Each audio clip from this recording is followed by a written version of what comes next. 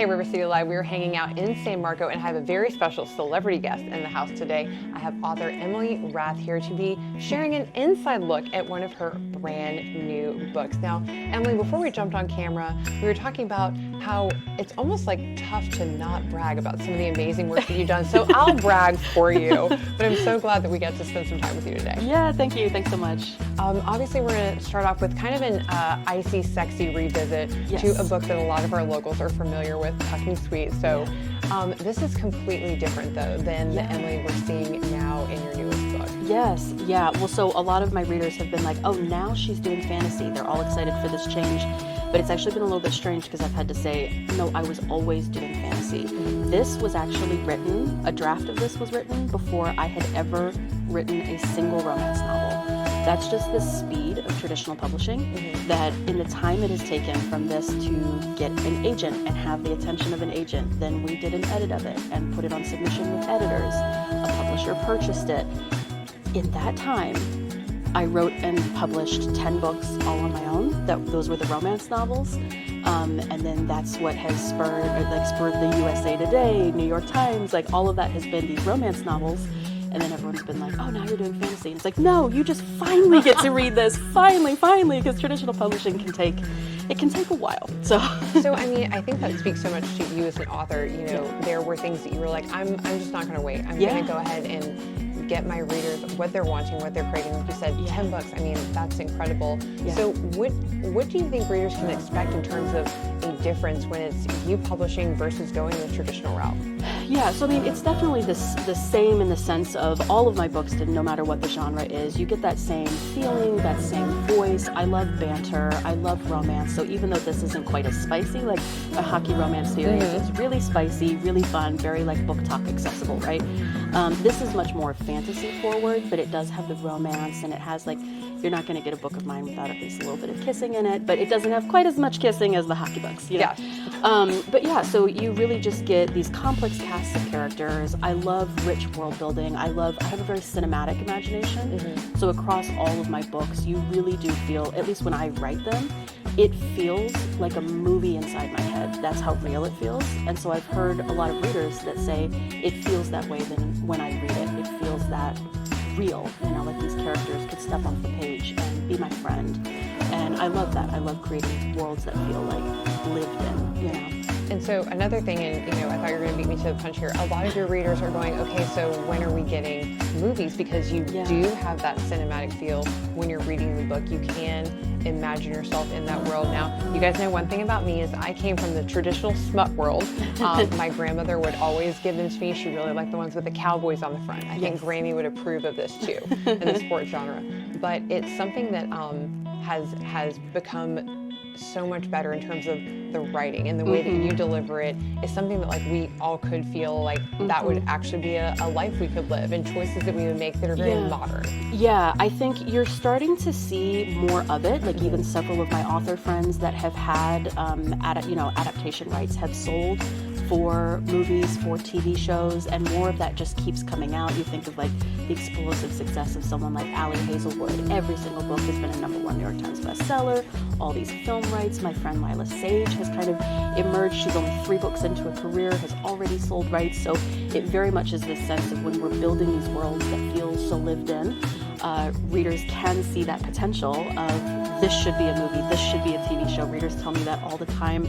But then it's just the sometimes long process of going through that on the the back end. That sometimes it's like you can't talk about whether that might already be happening. When the reader's like, I wish this could happen. And you're like, so do I. Even though you might know that you're in conversation for those kinds of things. But yeah, it's about finding a good fit. You know, that can be a really difficult thing too. If sometimes what you wrote in a book doesn't always adapt well to TV or movie, or the people that want to adapt it want to take it in directions that maybe aren't quite true to the book. And we see some of those horror stories too, of like an author sells the rights and then they change the ending or something, you know, and it's like, no. Like, but then you lose that control. So as authors, it can feel really scary of like, I dealt with that with the first book in this series of, you know, some of the early interest we had. They were like, okay, picture this. Each season, she's going to date a different guy. and she'll choose one in the end. And it's like, that fundamentally rips apart the entire You're like, did you heart read of my this book? story. Did you read my book? Which is that they're all together as a family unit. Like, so it was like, no. My readers would literally push me into the ocean. Right. You know, like if I let that happen. And so it's like, it can be hard if they have a vision that doesn't align with what the story was, that you can be like, I have to walk away from this potentially good deal if it's not actually going to be a good deal for the story. Well, I think that speaks so much to you as an author and an artist, you know, being protective of those worlds, because it's protecting your readers and what they love and how they fall in love with you. And I think, you know, talking about your new book is adding to that visualization of the world. Here it looks like you've literally built it into the book. Like you're setting the scene with a physical book. Yeah. And why was this experience like literally tactily so important for you in a world where a lot of times you do have digital readers and things like that, but you were bringing beauty into a book? Yeah, it's been such an amazing transition that we've seen in the past couple of years of readers, because so many readers are, particularly in the romance genre and the fantasy genre, they are reading online, they are reading ebooks. And so when they go to a store and they're so obsessed, right? They finish that book on Kindle Unlimited, or they finish that ebook, and then they're just like, I have to have more, I have to feel it, I have to touch it. And what's been so amazing is the traditional publishing industry has been like, okay, what you want is a trophy, right? Because they've already read it. Like, I have so many readers that are like, I'm not even going to open this. I'm not even going to read it because I already read it, but they want it for their shelf. And that's what's been so great, is working with traditional publishers that are like, we will give you something truly beautiful that they can have on their shelf that does feel like that treasure that they get to have. So this book is just absolutely gorgeous. It has the dual-sided reversible dust jacket. It has the sprayed edges, end paper art, each of the chapter headers. There's different illustrations. So really, it's just, the book itself is a work of art, which is so fun because it really makes the reader feel like they have a trophy they get to have on the shelf. And obviously now we're so lucky to have this local connection with you, but if somebody's a new Rath reader, what would you want to say to them? Like, I have to brag on our intern Taylor, she's a big fan of yours, and that's why we're here, but if somebody is a new Rath reader, what should they expect from you? Yeah, you know, I feel like so much of what my storytelling centers is being yourself. Like, that you, in my books, you are going to find a safe space to be yourself. You are going to find a safe space to ask questions and to learn to have yourself loved fully for exactly who you are, and really investigate loving other people and like being what other people need while not sacrificing who you are, you know? So whether that's romantic love or found family love, the love of friendship, it really is just like, be yourself, be authentic, know what you stand for, and find the people that accept you as who you are. How have you seen that translate in your own life? Like finding who you are as an author or as a person, as a woman, like how did you kind of take that into your own life? Yeah, oh, absolutely. It's been a journey. I actually was talking to someone about this literally last night of, you know, my 20s was when I was going through college and grad school. I'm a former university professor here. I was teaching at UNF while I was writing books on the side. That's what brought me to Jacksonville. I took a job over at UNF teaching. But my 20s were a very lonely time because I was moving so much and just kind of really focusing on my education and my career and establishing myself. I was so lonely. I didn't make friends. You know, the college that I went to, it really pushed Greek life. And because I didn't rush, I was basically non-existent at this college, you know.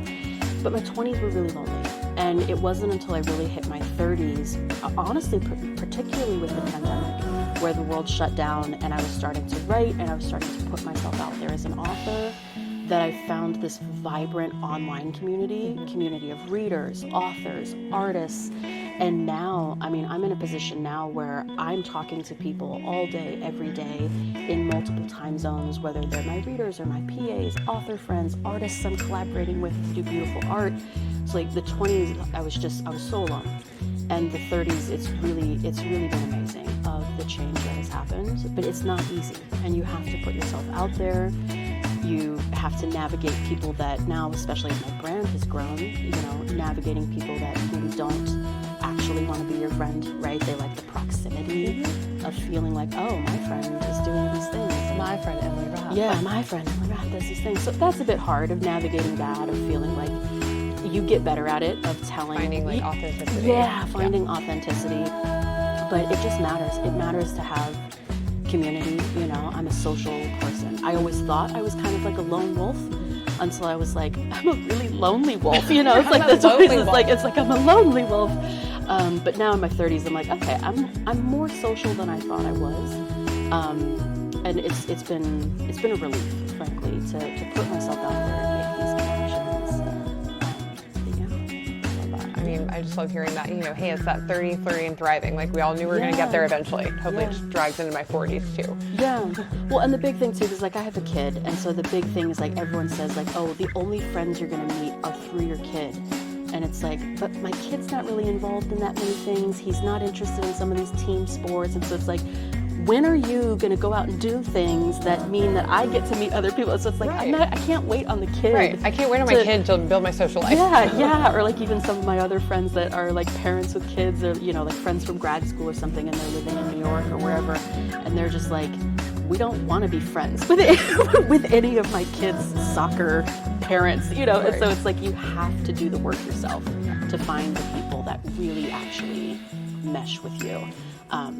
And so, yeah, you got to put in the work, but for me, it's been worth it. Yeah, well, I think so much of that comes out in your books, comes out in your language, like you said, bringing that really vivid world to people and, you know, giving them a talking point. I mean, a book is such a great way to connect with other people. Like you said, that's how you got to connect with a brand new community, so you're giving that catalyst to other people. Yeah, oh my gosh, even just last week, I had a reader reach out, you know, because that's what's so amazing is like these become a pebble. Each book becomes a pebble as you extend out and you're able to see the world that develops beyond you, beyond the book, beyond the author. So like a reader reached out last week that she said, hey, a woman I met through your Facebook group, we are now best friends. I was just her maid of honor. And, you know, and so like she had put together a little gift bag that was like a signed book from me, some goodies from my shop, but it's like that's what brought them together and that's how they met.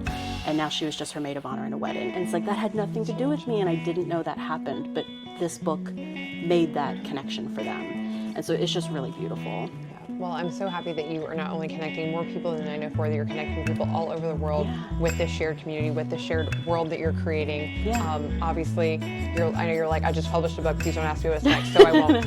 But I would love to know, how can we keep up with you? How can we support you as such an amazing female, vibrant artist that's one of our people, one of our Jacksonville girls? Yeah, absolutely. So I'm most active on 2 social media accounts. I'm most active on Instagram, so that's Emily Rath Author, and then TikTok, and that's Emily Rath Books. So I'm really active on both of those accounts. I have a website and stuff. I have an ex. Never follow me there because I'm never on it. But This is our generation. We're Instagram girls. We're in our 30s. We're IG girlies. Yes, I'm totally an Instagram girl. So you'll find me there often. And obviously the biggest question is we want to be able to get our hands on this book before the big holiday season. So if Santa wants to stop by, what should he do? Yes, well, so the pre-order incentive that we're doing right now is through San Marco Books, which is where we are now, and that link is still open, so you can get the link in my bio. But if you wanted to pre-order this, it comes signed, and it also comes with an exclusive art print and a sticker, so that's a ton of fun. And we actually even have a VIP event that we're doing here on release day on the 17th. So it's going to be actually just like right across the parking lot at Aspire Church. But we're gonna fill up the sanctuary and talk about these Finnish pagan girls. God loves a good book too. Yes, don't we all? That's right. Well, thank you so much for sharing this time with us. Thank you to our friends at San Marco Books. Make sure that you get that pre-order link in. Support your local people, as Rance always says, and we'll see you next time on River City Live.